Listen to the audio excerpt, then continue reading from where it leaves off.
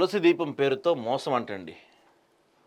ఏంటిది? నూనె కాదు, మోసపు కల్తీ సరుకు. 800 గ్రాములకు ముద్రించిన ఎంఆర్పి 200. మార్కెట్లో అదే బాటిల్ 150 రూపాయలకే విక్రయం. ఎంఆర్పిని ఎక్కువగా ఉంచి డిస్కౌంట్ పేరుతో తక్కువ ధర అంటూ మోసం. ఎంఆర్పి నిర్ణయ ప్రక్రియపై ప్రశ్నలు, ప్రభుత్వం జోక్యం చేసుకోవాలంటున్న ప్రజలు. శ్రీ జగత గీ స్టోర్స్, దీంట్లో 120 అంట, ఇండియా మార్ట్లో కొంటే. బయట కొంటే 150 అంట, ఎంఆర్పి మాత్రం 200 అంట. ఎందుకట్లా? ఇదేనా?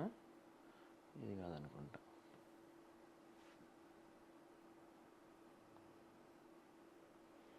ఇది అమెజాన్లో లేదా? అమెజాన్ లేదా, ఆన్లైన్లో ఇండియా మార్ట్ అనే స్టోర్ ఒక దాంట్లోనే ఉంది. ఇది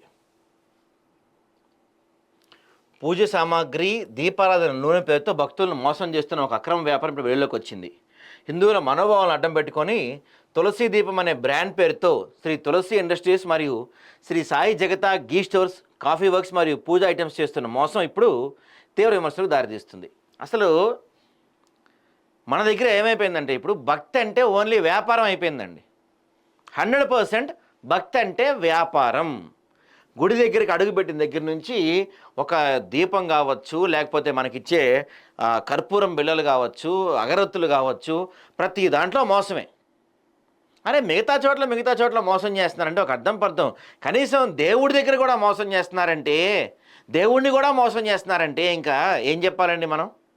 అరే అమ్మేటోళ్ళు మీరు కూడా హిందువులే కదా, పూజ చేసుకునే వాళ్ళు కూడా హిందువులే కదా, హిందువులే మోసం చేసుకుంటే, అది కూడా దేవుడి దగ్గరే మోసం చేస్తుంటే ఇంకేంటండి మన గొప్పతనం? ఏంటి మన హిందుత్వం?